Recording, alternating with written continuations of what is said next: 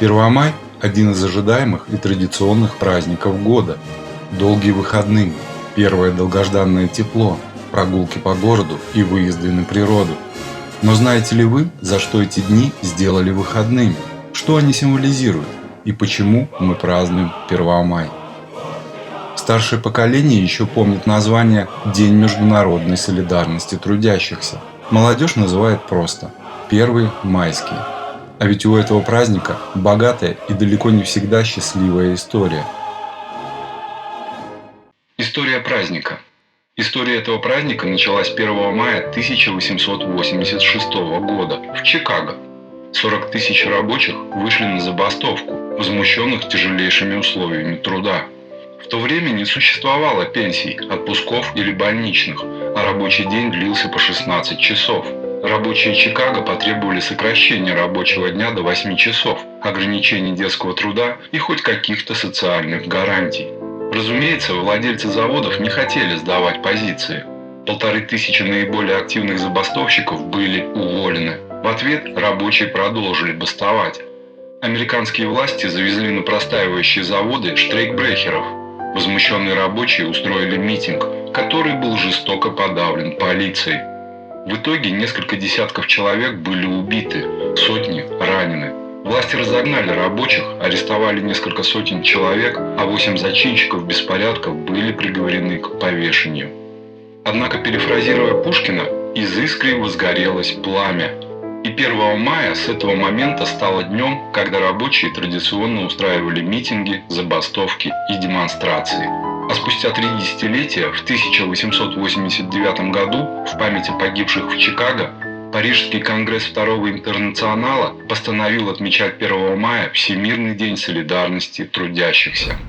Первомай в России. На территории Российской империи Первомай впервые был отмечен в 1890 году, когда в Варшаве прошла стачка с участием 10 тысяч польских рабочих. Этот пример вдохновил их товарищей по классу на всей территории Российской империи. И с тех пор русские рабочие регулярно устраивали первомайские акции протеста, число которых год от года нарастало как снежный ком. Первые годы маевки носили исключительно социальный характер. Рабочие требовали уменьшения рабочего дня, социальных гарантий, повышения оплаты труда и тому подобное. Но лодку под названием «Российская империя» все больше раскачивали представители политических партий. Поэтому уже в 1897 году праздник приобрел политическую окраску, и наравне с социальными лозунгами зазвучали политические: «Долой самодержавие», «Да здравствует республика», «Свобода», «Равенство», «Братство» и тому подобное. К 1912 году число рабочих, принимавших участие в маевках, достигло 400 тысяч. А во время последнего дореволюционного Первомая уже несколько миллионов рабочих вышло на улицы, требуя свержения царской власти. После февральской революции 1917 года Первомай стал официальным праздником, а митинги и манифестации стали проводиться открыто. В Советской России 1 мая поначалу называли Днем Интернационала, а потом переименовали День международной солидарности трудящихся 1 мая.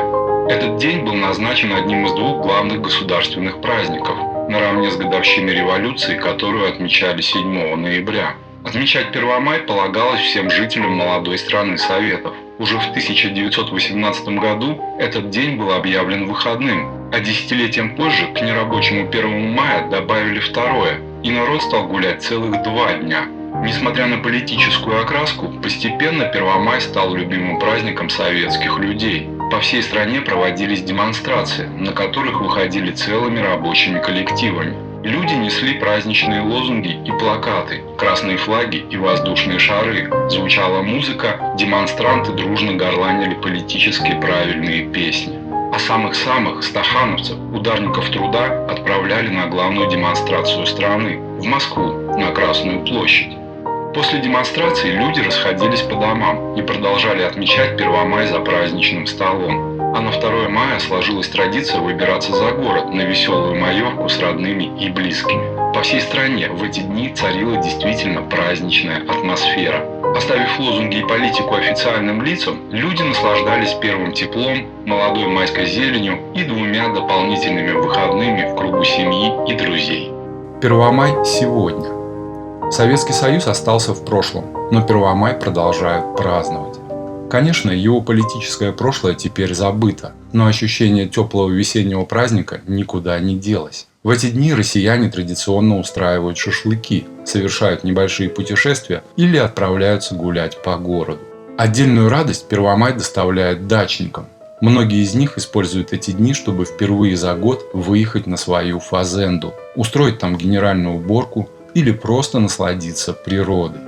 1 мая – праздничный день не только в России. К этой дате присоединились 142 страны мира.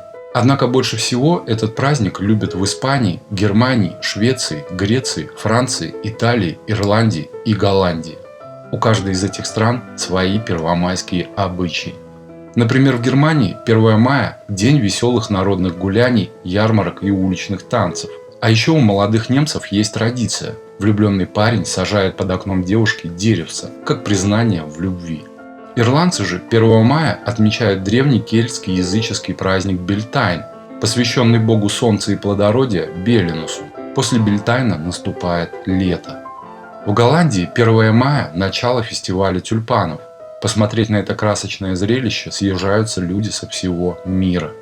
Так уж получилось, что 1 мая действительно стал праздником, который объединяет народы. Каждый празднует что-то свое, но все вместе радуются весне и чувствуют себя совершенно счастливыми.